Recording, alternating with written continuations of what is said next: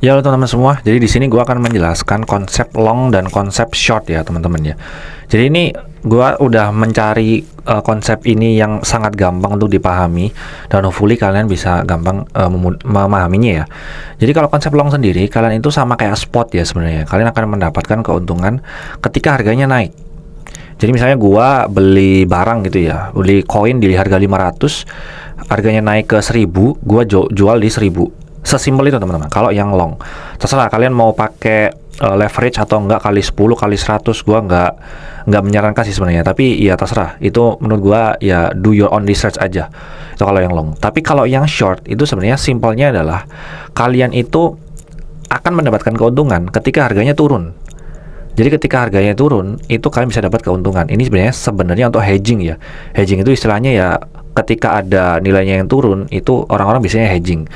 Buat institusi-institusi yang finance gitu kan. Nah di sini buat yang short ini gue selalu bertanya-tanya kok bisa harga turun tuh, gimana konsepnya bisa dapat keuntungan. Jadi gue udah membuat sebuah ilustrasi yang mana hopefully bisa kalian manfaatkan ya untuk dipahami gitu. Nah di sini gue akan kasih contoh dengan cara harga pisang. Jadi pertama harga pisangnya tuh 10.000 teman-teman. Bisa jadi ini harga pisangnya itu ATH ya, all time high atau yang paling tinggi gitu. Jadi ini harga pisang lagi tinggi-tingginya gitu. Nah, di sini ketika harga pisang itu 10.000, gua pinjem ke Ali nih. Gua pinjem ke Ali, pisangnya gua pinjem. Ini benar-benar dipinjem ya, teman-teman ya, dipinjem. Bukan kayak kenapa bisa dipinjem? Ya kayak kalian pinjem barangnya teman-teman aja. Temannya kalian pinjem pulpen, kalian pinjem tas tuh bisa. Nah, ketika all time ini kalian jual tuh. Kalian jual harga pisangnya. Pisangnya ini gua jual 10.000. Jadi gua akan dapat duit 10.000 kan. Jadi ini gua dapat 10.000. Gua belum untung nih. Gua belum untung 10.000, tapi gua dapat pisang ini di harga 10.000. Oke.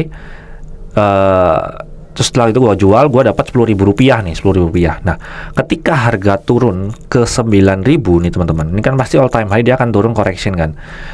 Dia akan turunnya tuh ke 9.000. Nah, pisang tadi gua beli di harga 9.000. Jadi gua tadi punya duit 10.000 akhirnya, terus gua beliin pisang di harga 9.000. Ini pisangnya gua beli nih. Jadi pisangnya gua beli seharga 9.000, gua dapat satu kan. Nah, pisangnya ini gua kembalikan ke Ali. Gitu. Jadi pas tadi gua pinjam ke Ali, ini gua kembalikan lagi ke Ali.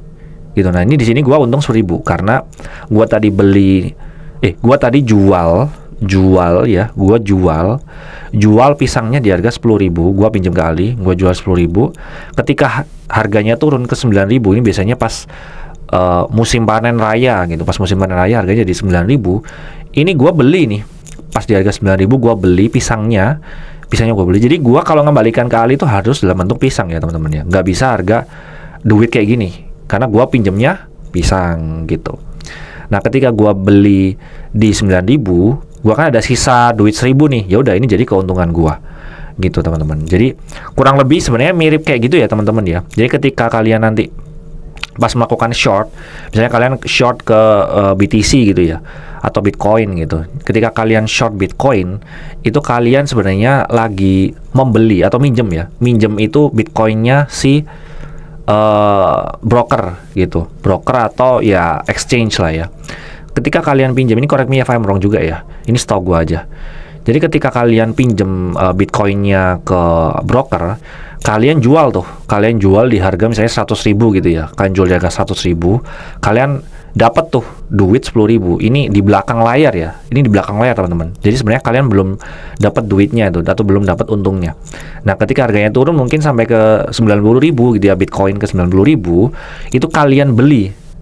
Jadi ketika kalian lagi close position, itu kalian sebenarnya membeli Bitcoinnya itu seharga 90.000. Pisangnya kan pasti gua beli kan. Nah, ketika udah gua punya pisangnya atau Bitcoinnya, itu gua Bitcoinnya kembalikan ke brokernya.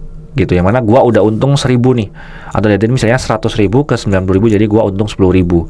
Jadi cara bermainnya seperti itu, teman-teman. Kalau kalian pakai leverage ya berarti kalian ngutang ke exchange-nya. Gitu. Jadi cara mudahnya untuk memahami long dan short seperti itu. Kalau misalnya kalian ada pertanyaan, tanya aja di Discord. Oke.